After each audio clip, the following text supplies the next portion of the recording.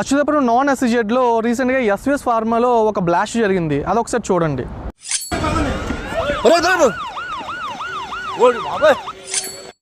2019 నుంచి అచ్యుతాపురం నాన్ ఎస్ఈజెడ్లో అనేక కంపెనీలో ప్రమాదాలు జరుగుతున్నాయి.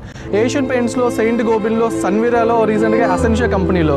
అయితే ఇది ఇండస్ట్రియల్ జోనా లేదా ఒక మృత్యు కోపమా అనే రకంగా ఇక్కడ పరిస్థితి తయారైంది. ఫ్యాక్టరీస్ యాక్ట్ 1948లో సెక్షన్ 7A కింద పరిశ్రమలో పనిచేసే కార్మికుల యొక్క సేఫ్టీ అనేది ఆ యాజమాన్యం యొక్క ప్రాథమిక బాధ్యత.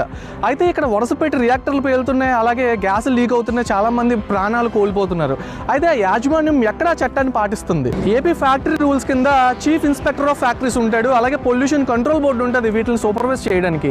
అలాగే సెక్షన్ 40B కింద ఒక సేఫ్టీ ఆఫీసర్ ఉంటాడు, అలాగే సేఫ్టీ ఆడిట్లు జరగాలి. సో ఎంత సూపర్వైజర్ ఉన్నా సరే ఇన్ని ప్రమాదాలు జరుగుతున్నాయంటే వీళ్ళెవరూ వీళ్ళ బాధ్యతను నిర్వర్తించట్లేదు. అటువంటప్పుడు ఎందుకు కల్పబుల్ హోమిసైడ్ కింద కేసు బుక్ చేయకూడదు? ఎందుకు నెగ్లిజెన్స్ కింద సెక్షన్ 106 ఆఫ్ BNS కింద ఎందుకు కేసు బుక్ చేయట్లేదు? కేవలం నష్టపరిహారం ఇచ్చి చేతులు దులుపుకోవడం కాదు, ఎవరైతే బాధ్యులైన అధికారులు ఉన్నారో వాళ్ళని సస్పెండ్ చేయాలి, ఈ కంపెనీల మీద విచారణ చేయాలి. సో దీని మీద మీ అభిప్రాయం ఏంటో కామెంట్ల రూపంలో తెలపండి. Thank you.